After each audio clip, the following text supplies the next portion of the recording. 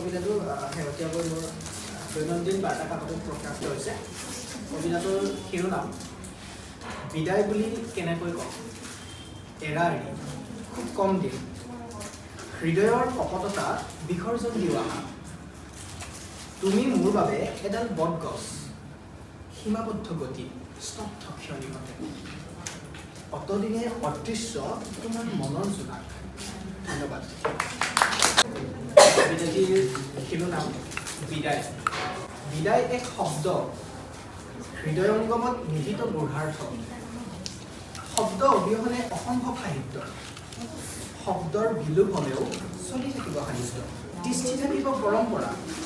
পৰম্পৰাৰ মৃত্যু নাই। সম্পদৰ বিপৰ্যয় নাই। চিৰদিন চিৰকাল ৰৈ যায়।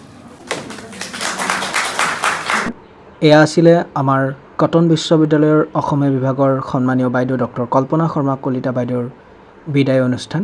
ছাৰ বাইদেউ লগতে গৱেষক মণ্ডলীয়ে অনুষ্ঠান আয়োজন কৰিছিল।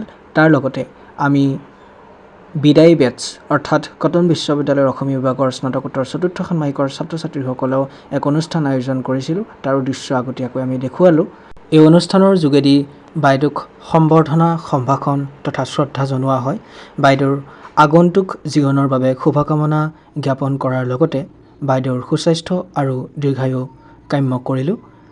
বাইদেউ আগন্তুক দিনত শিক্ষাৰ সৈতে সদায় জড়িত হৈ থাকক, সেয়ে আমাৰ আশা, সেয়ে আমাৰ ছাত্ৰ ছাত্ৰীৰ গৱেষক তথা ছাৰ বাইদেউসকলৰ আশা। বাইদেৱে যিহেতু মোৰ কবিতা পঢ়ে ভাল পায়, গতিকে ক্লাছত থাকোঁতেই বাইদেউলৈ বুলি দুই এষাৰ লিখিছিলোঁ, তাকে মই পাঠ কৰাৰ প্ৰয়াস কৰিছিলোঁ। বাইদেৱে আমাক খুব ধুনীয়াকৈ পঢ়াইছিল। বাইদেউৰ ক্লাছবোৰ সদায় মনত থাকি যাব। কবিতাটিৰ শিৰোনাম বিদায়। চুটি কবিতা। বিদায় এক শব্দ হৃদয়ংগমত নিহিত গূঢ়াৰ্থ।